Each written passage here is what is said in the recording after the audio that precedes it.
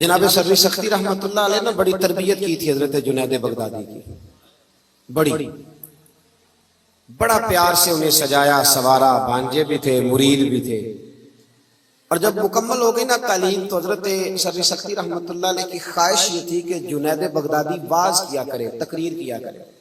اب تو بہت سارے پیر تقریر بھی نہیں نہ کرتے، تقریر مولوی صاحب کرتے ہیں، تو پیر صاحب کیا کرتے ہیں؟ جی جی خاموش دعا جی، دعا اور وہ بھی خاموش۔ کہتے ہیں جی ہمارے حضرت صاحب گفتگو نہیں کرتے، تو میں نے کہا اسے کہو چار چیزیں سیکھے اور پھر بیان کرے، اس لیے کہ خطاب کرنا مولوی کا طریقہ نہیں، مدینے والے محبوب کا طریقہ ہے، یہ نبی رحمت علیہ السلام کا انداز ہے۔ حضور واعظ فرماتے تھے، گفتگو کرتے تھے۔ حضرت سروی سختی رحمت اللہ علیہ نے جناب جنید بغدادی سے کہا کہ تقریر کیا کرو بیٹے، تاکہ آپ کی تقریر سے نہ کچھ فائدہ ہو۔ بڑے بہانے ہوتے ہیں نا مریدوں اور شاگردوں کے پاس، بات ماننا اور پھر اس کی تعویل کرنا تو ختم ہوتا ہے ہمارے اوپر۔ تو حضرت جنید بغدادی کہتے ہیں میں نے بھی تعویل کر دی، میں نے کہا حضور ابھی تو میں خود نیک نہیں، ابھی تو میں زیر تربیت ہوں، تو میں ابھی باز کرنا شروع کر دوں؟ اللہ کے بندے ضد نہیں کرتے، اور آپ بار بار کوئی بات کریں تو آپ کی بات کا وزن کم ہو جاتا ہے، اس لیے بڑے لوگوں کو چاہیے کہ ایک بات کو بار بار نہ کریں۔ اور کہہ دیا تو ٹھیک ہے، حضرت خاموش ہو گئے، فرمایا چلو ٹھیک ہے۔ کئی پیر بھائیوں نے، کئی مریدوں نے دوبارہ حضرت سروی سختی رحمت اللہ علیہ کی خدمت میں عرض کیا کہ حضور جنید بغدادی سے کہیں تقریر کریں، کیوں نہیں یہ خطاب کرتے؟ تو آپ کہنے لگے یار میں نے ایک دفعہ کہہ دیا ہے، اب بار بار میں بات نہیں کرتا، اور تم نے بھی آج مجھے کہہ دیا تو آج کے بعد نہ کہنا۔ بات ختم ہو گئی، وقت گزر گیا۔ داتا صاحب نے لکھا ہے ایک دن حضرت جنید بغدادی فرماتے میں گھر میں سویا تھا تو میرے بخت جاگ گئے، ٹھنڈی ٹھنڈی ہوائیں چلنے لگی، خوشبوئیں بکھرنے لگی، بس ذرا میری آنکھ کھلی تو مجھ سے زیادہ خوش نصیب کوئی نہیں تھا، مجھے مدینے والے محبوب کا دیدار نصیب ہو گیا۔ اللہ تعالیٰ خواب میری وچ آیا ماہی تے میں او دے گل وچ پا لئیاں باواں تے ڈر دی ماری اکھ وی نہ کھولاں کتے پھر بچھڑ نہ جاواں۔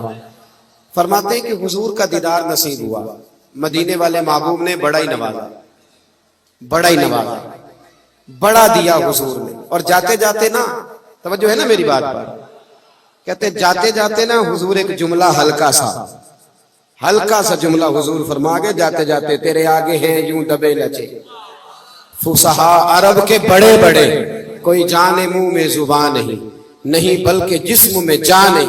ہلکا سا ایک جملہ حضور فرمانے لگے جنید تقریر کیا کرو یار،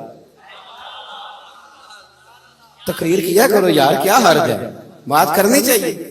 آپ فرماتے ہیں باب میرے تو وقت جاگ گئے۔ میں نے کہا حضور اب تو طے ہو گیا نا، اب تو ختم ہو گئی نا بات، تو کریں گے بات۔ فرماتے ہیں کہ یہ بات میں نے کہی تو اللہ کے محبوب علیہ السلام تشریف لے گئے۔ کہتے ہیں میں صبح اٹھا نا تو ابھی تک میرے گھر سے خوشبو آ رہی، ابھی تک خوشبو۔ ایک ریکویسٹ کر دوں، یہ پیسے لے کے آنے والے دوستوں سے مہربانی کریں، آپ اپنی جگہوں پہ بیٹھیں، آپ بات سن لیں، یہ بہت بڑی دولت ہے ہماری، اللہ آپ کو جزائے خیر۔ تھوڑی دیر تشریف رکھیں، سنیں میں کیا عرض کرنا چاہتا ہوں۔ فرمانے لگے خوشبو آ رہی تھی پورے گھر سے، معطر تھی فضائیں۔ فجر کی اذان ہوئی تو میری آنکھ کھلی، وضو کیا، سنت پڑھی، مسجد گیا اپنے مرشد کے پیچھے نماز پڑھنے، شیخ سروی سختی کے پیچھے نماز پڑھنے۔ فرماتے ہیں پھر شیطان بھی آ گیا، نفس بھی بڑا ہو گیا۔ شیطان مجھے کہنے لگا یار حضرت صاحب نے تو کبھی نہیں بتایا کہ مجھے نبی کریم کا دیدار ہوا ہے، اور مجھے تو آج ہوا ہے۔ انہوں نے تو کبھی بتایا نہیں کہ زیارت ہوئی ہے، تو مجھے تو آج بھی ایسا ہی ہو رہا ہے۔ چائے سے کیتلی زیادہ گرم ہے، کیتلیاں زیادہ گرم ہیں چائے سے، ان کو زیادہ جلوے نصیب ہو جاتے ہیں، اللہ ماشاءاللہ۔ کہنے لگے انہوں نے تو کبھی نہیں بتایا تو مجھے تو زیارت ہوئی ہے۔ فرماتے ہیں یہ چور تھا میرے اندر، تو میں نے نا حضرت کے پیچھے 7ویں صف میں نماز پڑھی۔ حضرت صاحب نے جب جماعت کرا لی نا تو سلام پھیرنے کے بعد کہنے لگے جنید ذرا آگے آ جا، جڑے محرم راز حقیقت دے او تے راز حقیقت کھول دے ہی نہیں، اے جنہ ویکھیا نہیں او کرن گلاں، جنہ ویکھ لیا او تے بول دے ہی نہیں۔ ذرا آگے آ جا۔ فرماتے ہیں میں تیسری صف میں آ کے بیٹھ گیا تو کہنے لگے نہیں پتر ذرا اور نیڑے آ جا. کہتے ہیں میں قریب آ کے بیٹھ گیا تو حضرت نے تسبیح چلا, ادھر دیکھنا میری طرف, تسبیح چلا رہے. تسبیح پڑھتے پڑھتے لمبی بات نہیں, اللہ کے بندے زیادہ وضاحتیں نہیں کرتے, زیادہ دلیلیں نہیں دیتے, لمبی بات نہیں, ان پہ تو ایک دو جملے میں بڑا اثر ہوتا ہے. کہتے ہیں وہ ہلکی ہلکی تسبیح چلاتے نا, یوں میری طرف دیکھا, یوں میری طرف دیکھا, اور دیکھ کے نا تو پھر نظر جھکا لی, اور پھر ہلکا سا زیر لب مسکرائے اور فرمانے لگے اب تقریر کرو گے نا, اب تقریر کرو گے نا, اب تو بات بنے گی نا. وہ کہتے ہیں میرے اندر تو پہلے چور تھا. حضرت سلطان کو فرماتے ہیں نا بان فقیروں کسے نہیں ماریا اے ہوئی چور اندر دا. تو وہ اندر چور بیٹھا تھا. حضرت نے کہا اب تقریر کرو گے تو میں بول پڑا. میں نے کہا جی اب کیا ہوا ہے, چور جو بیٹھ گیا تھا. میں نے کہا نا یہ شاگرد بعد میں کہتے ہیں وہ مطلب کیا آپ کو بتائیں, ہم زیادہ سیانے ہو گئے, یہ بڑا مسئلہ کھڑا کر دیتے. یہ تو اساتذہ کی باتیں ٹھیک کراتے ہیں بعد میں, اللہ ماشاءاللہ, یہ تو بڑا کچھ کرتے ہیں بھائی. کہا حضرت اب کیا ہوا ہے, تو فرماتے ہیں شیخ پھر خاموش ہو گئے. تھوڑی دیر کے بعد نا, تھوڑی دیر کے بعد پھر ہلکا سا فرمانے لگے نہیں یار بتاتا کیوں نہیں, اب تقریر کرے گا نا. تو کہتے ہیں میرے اندر تو چور تھا. تو میں نے کہا اب کیا ہوا ہے, کہتے ہیں جب میں نے دوسری دفعہ کہا تو حضرت نے تسبیح چھوڑ دی اور رخ میری طرف پھیرا, میری طرف رخ پھیرا, اور پھر کے فرمانے لگے جنید کل جو رات گزر گئی نا مجھے خواب میں اپنے رب کریم کا دیدار نصیب ہوا تھا. تو میں نے اللہ کی بارگاہ میں عرض کی مالک میری کمائی یہ جنید بغدادی ہے, بڑی کوشش کرتا ہوں کہ میدان میں آ جائے دین کا کام سنبھالے, لیکن جھجکتا ہے. اگر کبھی تیرے محبوب کا یہاں جلوہ ہو, آنا ہو حضور کو, تو ایک نظر اس پہ بھی ڈال جائیں تو کام بن جائے گا.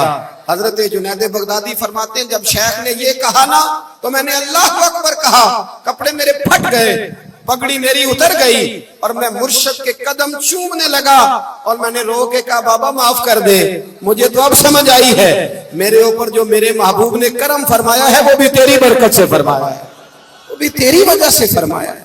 مطلب میں تڑپ اٹھا, اور پھر زندگی بھر کبھی مجھے یہ وسوسہ دوبارہ نہیں آیا کہ کبھی ایسا ہو سکتا ہے کہ میں اپنے شیخ سے ایک لمحے کے لیے بھی دائیں بائیں ہو کے زندہ بچ جاؤں, واپس آ جائیں, اپنے بزرگوں سے جڑ جائیں, ان کے رستوں کے مسافر بن جائیں. دیکھیں یہ کن رستوں پر ہمیں چلانا چاہتے تھے, وہی راہیں ہمارے لیے ٹھیک ہیں, وہی طریقے ہمارے لیے بہتر ہیں. وہی وہ القول البدیع میں امام سخاوی نے لکھا ہے نا کہ مولا علی شیر خدا فرماتے ہیں میں روز رات کو نا درود و سلام پڑھ کے سویا کرتا تھا, دل کرتا تھا مجھے حضور کا دیدار نصیب ہو جائے, نبی کریم کی زیارت ہو جائے. روز میں درود شریف پڑھ کے سوتا, روز. دور تھا جناب فاروق اعظم کا. مولا علی فرماتے ہیں ایک دن میں خواب کیا دیکھتا ہوں کہ اللہ کے رسول نماز پڑھا رہے ہیں. حضور تو خواب میں بھی آئے تو نماز پڑھاتے ہیں. اب ملنگ پتہ نہیں کہاں سے آ گئے ہیں جو بغیر نماز کے ہی پہنچ گئے ہیں. کہتے ہیں محبوب نا نماز پڑھا رہے ہیں اور میں حضور کے پیچھے نا نماز پڑھ رہا ہوں. توجہ ہے میری بات پر؟ فرماتے ہیں محبوب کریم نے 2 سورتیں قرآن مجید کی تلاوت فرمائی پر بڑا ہی مزہ آیا. فرماتے ہیں حضور نے نماز تکمیل پر نا غلاموں کی طرف رخ انور کیا تو ایک صحابی نا کھجوروں کا ٹوکرا لے کے حاضر ہوئے. کہتے ہیں محبوب کریم نا کھجوریں بانٹنے لگے. حضور خواب میں بھی آئے تو تقسیم ہی فرماتے ہیں, ایسے قاسم ہے کہ خواب میں بھی بانٹ رہے ہیں. کہتے ہیں حضور بانٹ رہے ہیں, سب کو کھجوریں ملی. 15-16 صحابہ کے بعد 17واں نمبر میرا بھی لگا. کہتے ہیں کھجور ملی, کچھ کھجور کا مزہ, کچھ دست مصطفیٰ کا مزہ. اور پھر بڑے عرصے کے بعد زیارت ہوئی تھی. فرماتے ہیں موج لگ گئی. میرا دل کرتا تھا یہ رات ختم ہی نہ ہو, دل کرتا تھا رات نہ انکار کری. اج ساکی اج موسم بڑا سہانا, یہ تیرے کول شراب پرانی تے ساڈا درد بھی بڑا پرانا. تے سجنا ہس ہس ٹال نہ سانو اسی پیتے ہو باج نہیں جانا. فرمایا آج نہ رنگ تھوڑا نرالا ہی ہو گیا اور بس دل کر رہا تھا کہ یہ منظر ختم نہ ہو. کہتے ہیں حضور نے نہ کھجور دی, بڑا مزہ. دل میرا بڑا کرتا تھا کہ ایک اور مانگوں, ایک پر ادب مانے تھا. سب کو ایک ایک مل رہی تھی, میں نے بھی سوال نہ کیا. فرماتے ہیں کھجور کھا ہی رہا تھا کہ مسجد نبی سے اذان کی آواز آئی. آنکھ کھل گئی, میرے اندر سے دعا نکل رہی تھی کاش یہ 5 منٹ لیٹ اذان دیتا. لمبا ہو جاتا کام. چلو خیر, اٹھا, وضو کیا. مولا علی فرماتے ہیں میں نے نماز بھی سنت بھی پڑھ لی, وضو بھی کر لیا, پر کھجور کا ذائقہ ابھی بھی میرے منہ میں موجود تھا. فرماتے جا کے مسجد کے کونے میں پہلی صف میں بیٹھ گیا. عمر فاروق آئے, ان کا دور تھا, انہوں نے نماز شروع کی. فرماتے ہیں جب عمر نے نماز شروع کی نا تو جھٹکا مجھے تب لگا جب حضرت فاروق اعظم نے بھی وہی صورتیں شروع کر دی جو خواب میں نبی کریم نے پڑھی تھی. میں نے کہا اتفاق ہے. مولا کائنات فرماتے میں نے سمجھا اتفاق کی وہی صورت پہلی رکعت میں پڑھی جو حضور نے پہلی رکعت میں پڑھی تھی. کہتے رکعت مکمل ہوئی, دوسری رکعت شروع ہوئی تو عمر نے وہی صورت پڑھی جو حضور نے دوسری رکعت میں پڑھی تھی. کہتے ہیں جھٹکے پہ جھٹکا مجھے لگنے لگا کہ یہ کیا ہو رہا ہے. فرماتے ہیں نماز مکمل ہوئی, سیدنا فاروق اعظم نے رخ انور پھیرا تو کھجوروں کا ٹوکرا بھی آ گیا. میں اور پریشان کہ منظر کیا بن رہا ہے. کہتے ہیں عمر بانٹنے لگے 16 صحابہ کے بعد 17واں نمبر میرا بھی آیا. عمر نے کھجور دی, مزہ بڑا آیا. فرماتے ہیں رات تو مانگ نہیں سکا تھا نا, حضور کا ادب مانے تھا, پر عمر تو اپنا یار تھا نا, عمر سے تو یارانہ چلتا تھا نا, عمر سے تو پیار تھا نا. کہتے ہیں میں نے کھجور کھا کے فوراً کہا عمر ذرا ایک اور دینا, ذرا ایک اور کھجور دینا. تو کہتے ہیں سیدنا فاروق اعظم نے اٹھائی پھر اس کو صاف کیا. میں سمجھا ملنے لگی ہے, اور جناب عمر نا وہ کھجور میں میری نظر کھجور پہ ہے, اور جناب عمر نا وہ کھجور بڑھاتے دوسرے صحابی کی طرف لے گئے اور مسکرا کے فرمانے لگے علی ایسے تو نہ کر, اگر رات کو نبی پاک سے دوسری لیتا تو میں بھی تجھے دوسری دے دیتا, اگر حضور سے دوسری لیتا تو میں بھی دے دیتا. وہاں تو نے ایک لی ہے تو یہاں ایک پہ ہی رہے. تو مولا علی فرماتے ہیں میں بھی رونے لگا, عمر بھی رونے لگے. تو میں نے کہا عمر تو بھی. حضرت عمر کہنے لگے وہ رات آئے تھے تو سب کو نواز کے گئے, وہ انہوں نے جلوہ دکھایا ہے تو پھر انہوں نے نا چمک دمک کے ساتھ دکھایا ہے. بھائیو اپنے مشائخ کے ساتھ رشتے مضبوط رہیں گے تو فیض کا سلسلہ جاری رہے گا, لیکن کمزوریاں آئیں گی جب رشتے کٹیں گے. وہ جس استاد کے سائن ہوتے ہیں نا ہماری سند پر, کبھی اس سے پوچھ بھی لیا کریں اس کی طبیعت کیسی ہے. ہاں وہ جو بالکل شروع میں آپ کو میزان الصرف پڑھاتے ہیں نا, نحو میر پڑھاتے ہیں, تو جب آپ کے نام کے ساتھ مفتی کا جملہ لگنے لگے تو کبھی ان سے بھی جا کے پوچھا کریں کہ آپ کس حال میں. اور جب آپ 6 مہینے میں 3 سفر کر رہے ہوتے ہیں نا بیرون ممالک کے, عمرے کے, باقی سارے, تو کبھی دیکھ لیا کریں کہ استاد صاحب نے بھی عمرہ کر لیا ہے, ان کا بھی دل کرتا ہے کہ وہ بھی جائیں. کبھی ان سے بھی پوچھا کریں. بڑے قابل رحم ہو جاتے ہیں بعض اوقات یہ لوگ, اور بالخصوص ہمارے حفظ کے اساتذہ, ہمارے ناظرے کے اساتذہ, وہ لوگ بیچارے جن کا کسی اشتہار پہ نام نہیں آتا, جن کا کسی پوسٹر پہ نام نہیں چھپتا, ان کو کوئی نہیں پوچھتا. کسی جلسے میں صدارت, جس حافظ صاحب کو, قاری صاحب کو 40 سال ہو گئے ایک ادارے میں پڑھاتے ہوئے حفظ کی کلاس, ان کا بھی حق بنتا ہے کہ نہیں کہ ان کی صدارت میں بھی جلسہ ہو جائے. وہ بھی اسی بستی کے مسافر ہیں. کسی اشتہار پہ کوئی کونا ایسا ہے جہاں ان کا بھی نام لکھ دیا جائے, ان سے بھی پیار کر لیا جائے. اپنے بزرگوں کے ساتھ وابستگی پیدا کریں, رشتہ پیدا کریں. اور صحابہ نے یہ رشتے ہمیں بنا کے دکھائے. حضرت ابو ادریس خولانی رضی اللہ تعالیٰ عنہ فرماتے ہیں کہ حضرت معاذ ابن جبل رضی اللہ تعالیٰ عنہ حضور کے صحابی تھے, دمشق کی جامع مسجد میں حدیث کا درس دینے کے لیے بیٹھتے تھے. آپ فرماتے ہیں میں ان سے حدیثیں لیتا تھا تو ایک دن میں نے ان سے جا کے کہہ دیا, میں نے کہا چمکتے دمکتے دانتوں والے حضور کے صحابی, میرا دل کرتا ہے میں آپ کو بتا دوں کہ مجھے آپ سے بڑی محبت ہو گئی ہے, مجھے اپنے شیخ اور استاد سے بڑی. کہتے جب میں نے حضرت معاذ ابن جبل کو یہ جملے دہرائے تو وہ فرمانے لگے اگر آپ کا یہ حال ہے تو پھر سنیں, میں نے حضور سے سنا ہے جو 2 بندے اللہ کی رضا کے لیے آپس میں محبت کرتے ہیں اللہ ان دونوں سے محبت فرماتا ہے, اللہ پھر ان دونوں سے پیار کرتا ہے. دوستو یاد رکھنا, تگڑا اور مضبوط جوان پتہ کون ہوتا ہے؟ جس کی نظریں پوری طرح اس کے کنٹرول میں ہوں.